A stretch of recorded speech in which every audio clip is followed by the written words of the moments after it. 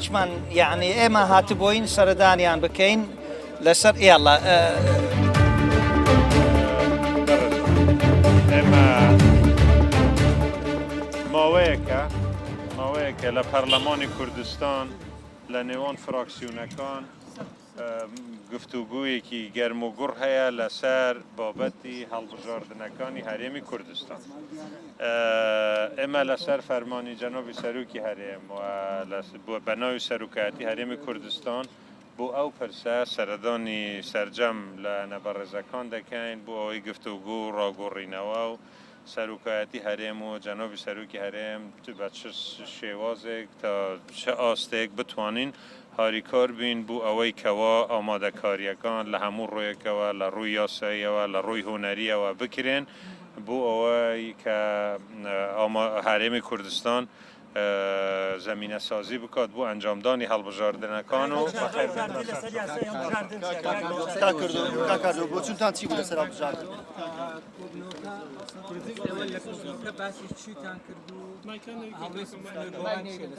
لەسەر پرسە کە هەم مۆرچی دەستوری هەم ڕەهەندی نیشتیمانیە کە پرسی هەڵبژاردنە قسەمان لەسەر ئەوە کرد مەبدەئیەن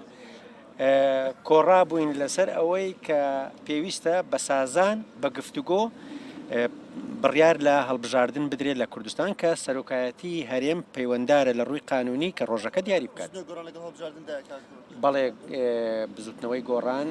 بە ضروری دەبینی کە لە کوردستان هەڵبژاردن بەردەوام بێ بەڵام لە وادەی خۆیدا و بەڵام یاساکە لە خزمەتی بەهێزکردنی پەرلەمان بێ و لە خزمەتی هەڵبژاردنێکی پاک و بێگەرد و بێچێشە یاسای دەسوور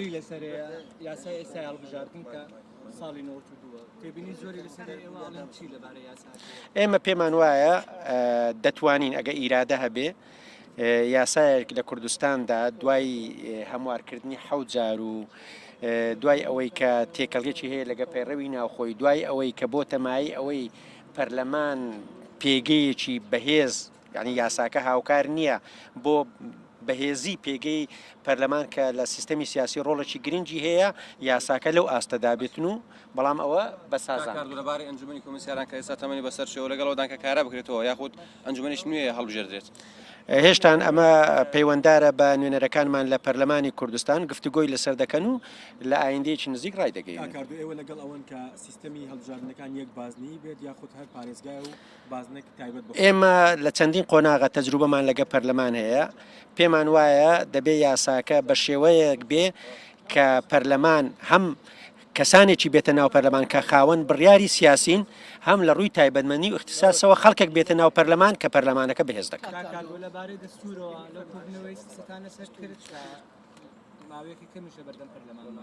قسە لەسەر ئەوە نەکرا بەس قسە لەسەر ئەوە کرا کە دەستورێکی هاوچەرخ و دیموکراتی بۆ کوردستان ضروریە.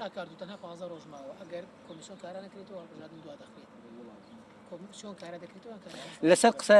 هونەریەکان وەکو بڕیارە سیاسەکە هەمومان لەگەڵ ئەوە داین کە هەڵبژاردن لە کاتی خۆی بکرێ و سەرۆکایەتیش